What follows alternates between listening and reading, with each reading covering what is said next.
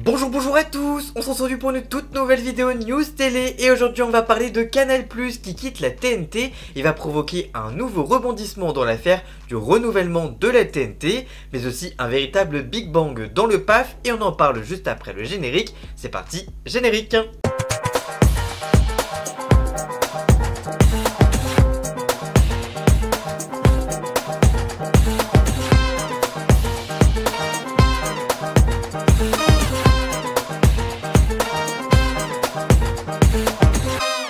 Ce jeudi 5 décembre 2024, le groupe Canal+ a officialisé une décision historique, le retrait de ses chaînes payantes de la télévision numérique terrestre, la TNT, à compter du 6 juin prochain.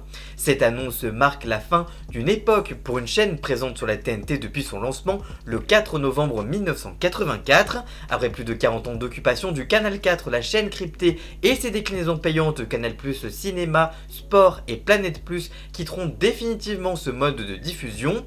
Canal+ justifie cette décision en grande partie par le non-renouvellement de sa chaîne C8 sur la TNT au-delà du 28 février 2025, une mesure prise par l'Arcom, l'autorité de régulation de la communication audiovisuelle et numérique au début de l'été. Bien que leader en audience sur la TNT gratuite, C8 souffrait de déficits financiers qui a en partie justifié la décision de l'autorité de ne pas renouveler la chaîne, ainsi que les nombreuses amendes et débordements de ses obligations, notamment en termes d'équilibre politique, notamment sur TPMP. Ce retrait de C8 a conduit Canal+ à repenser son modèle économique, déjà sous pression en raison d'un contexte fiscal et réglementaire jugé hostile par le groupe. Sous la direction de Maxime Saada, le groupe Canal+ met en avant plusieurs arguments pour expliquer ce repositionnement stratégique. D'abord, l'augmentation des taxes versées au CNC. Bien que contesté par Olivier Henrard, président par intérim du CNC, Canal+ insiste sur un alourdissement de ses obligations fiscales, notamment avec la hausse de la TVA pour certaines offres, passée de 10% à 20% en 2022, mais aussi un litige fiscal puisque le groupe est en conflit avec le fisc sur une somme de 655 millions d'euros, ajoutant une pression financière supplémentaire sur le groupe. Et enfin, le financement du cinéma européen. Malgré son retrait de la TNT, Canal+ devra toujours consacrer 16% de son chiffre d'affaires au financement du cinéma en tant qu'acteur satellite et câble. Ce retrait s'inscrit dans une volonté de se concentrer sur des modèles de distribution moins coûteux et surtout plus souples, permettant ainsi d'élargir encore plus son audience. Ces contraintes combinées à la perte de C8 et à la restructuration interne de Vivendi, la société mère de Canal+, en 4 entités distinctes, ont précipité cette décision.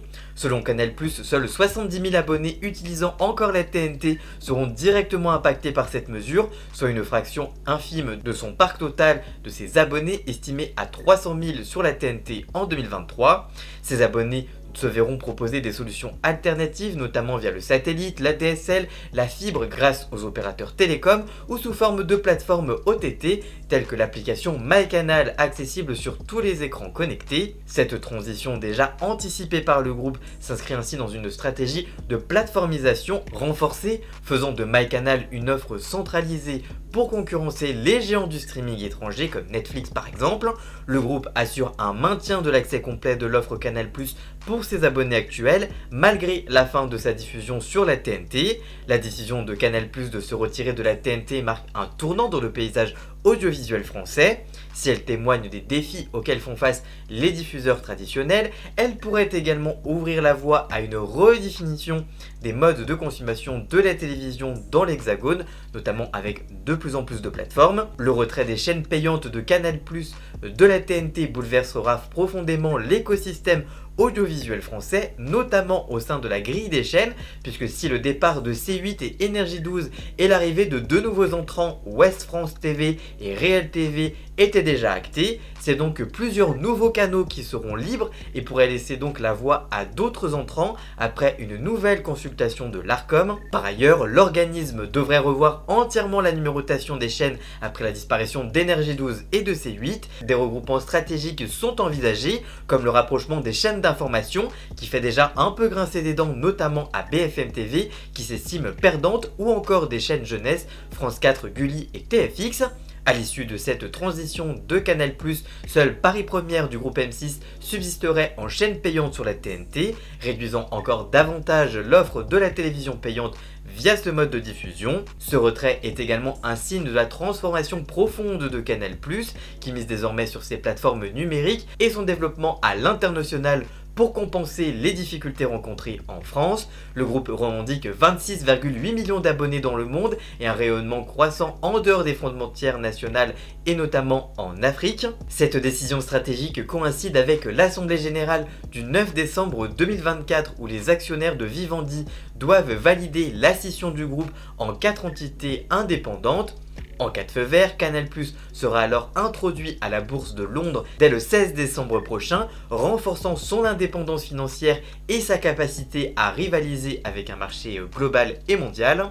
La disparition des chaînes payantes Canal+ de la TNT marque également la fin d'une époque pour le PAF. Si cette décision reflète les mutations d'un secteur confronté à la montée en puissance du streaming, elle souligne également les tensions entre les régulateurs publics et les acteurs privés.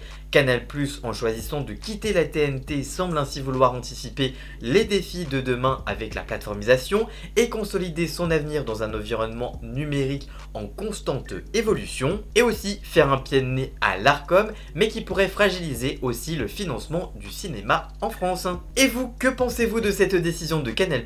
Dites-moi tout ça en commentaire, je vous lirai.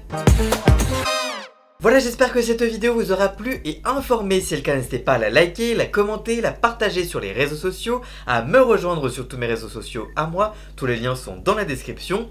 Vous pouvez également cliquer sur le bouton rejoindre afin de prendre un petit abonnement de 3 € par mois pour me soutenir. Vous pouvez également faire un don du montant que vous le souhaitez pour m'aider financièrement. Vous pouvez également vous abonner gratuitement à cette chaîne YouTube, ça me fera extrêmement plaisir et ça déjouera les algorithmes. Dans la description, vous retrouverez également tous les liens pour retrouver Jason, alias Ian Scott, pour la musique de fond et le générique de cette vidéo. Et donc on se retrouve très vite pour une toute nouvelle vidéo. A très bientôt, ciao ciao.